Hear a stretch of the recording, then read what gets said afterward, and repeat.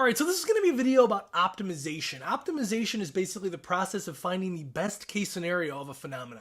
This could be something to the effect of finding maximum profit or minimum cost or the most area based on the amount of material, the minimum distance between two objects, etc. Optimization is basically the real-world application of finding extrema, which again are minima and maxima. Probably the easiest way to teach optimization is through an example. Typically, the first example that teachers like to show involves finding the maximum area of a fenced-in field given a specific amount of fencing, such as the following. All right, so our first example states what dimensions will maximize the total area of a rectangular fenced-in yard if there's 500 feet of total fencing, and then we have to find that maximum area. So a couple things that we want to highlight first is what we're looking for. It says what dimensions. What I'm going to do is I'm going to underline dimensions because that's what we're looking for. It also says find that maximum area, so I'm going to underline maximum area as well.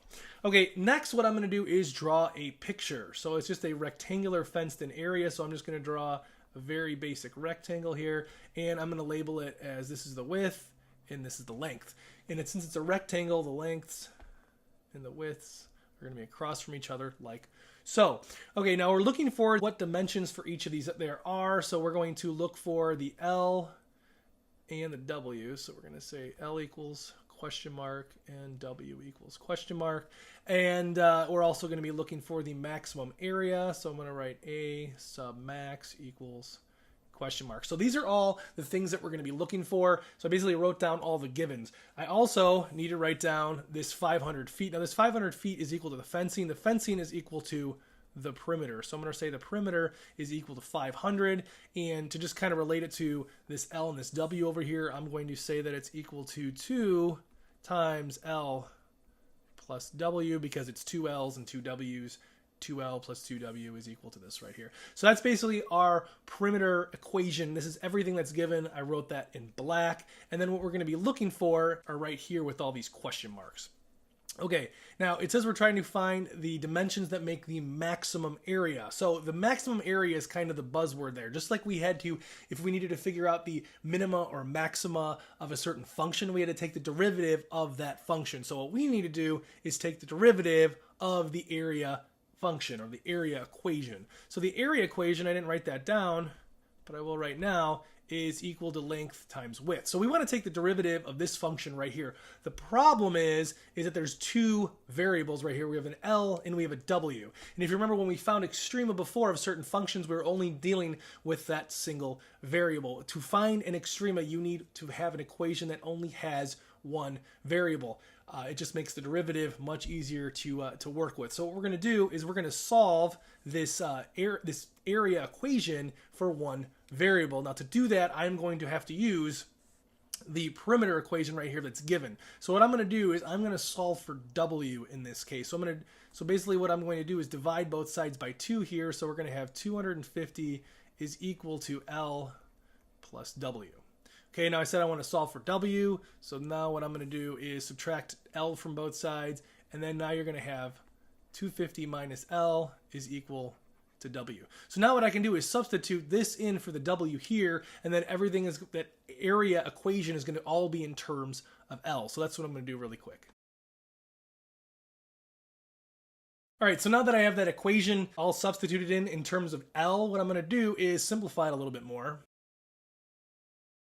So we end up having something like this. Now we can take the derivative of this and then set it equal to 0, just like we did with finding relative extrema.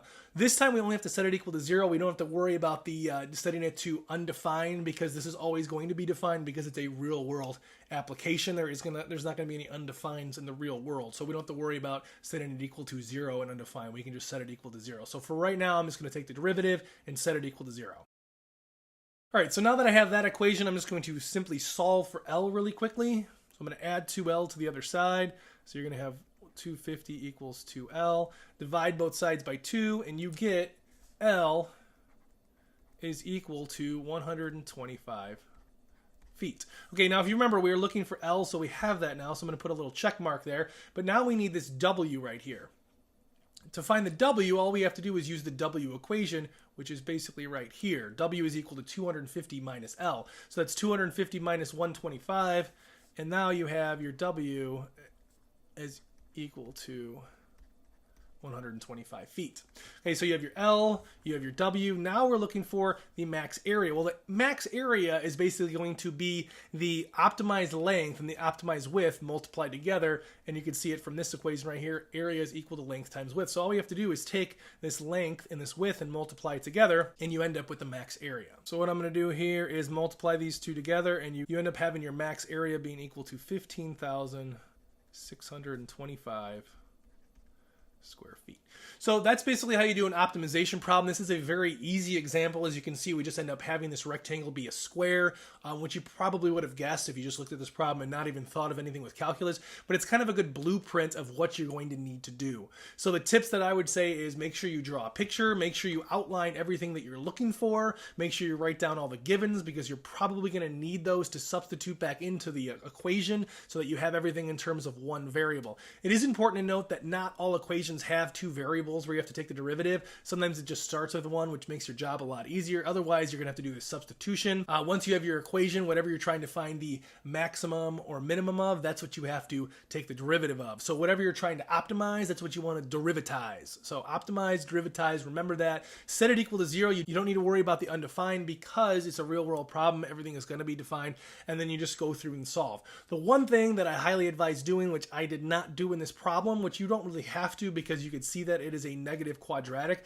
is actually testing the intervals to make sure that it does yield a max area. So that's what I'm going to do really quick. I'm going to see if that sign actually does change when we get to that 125. So we have 125 as the critical number, so I'm going to make my critical number line.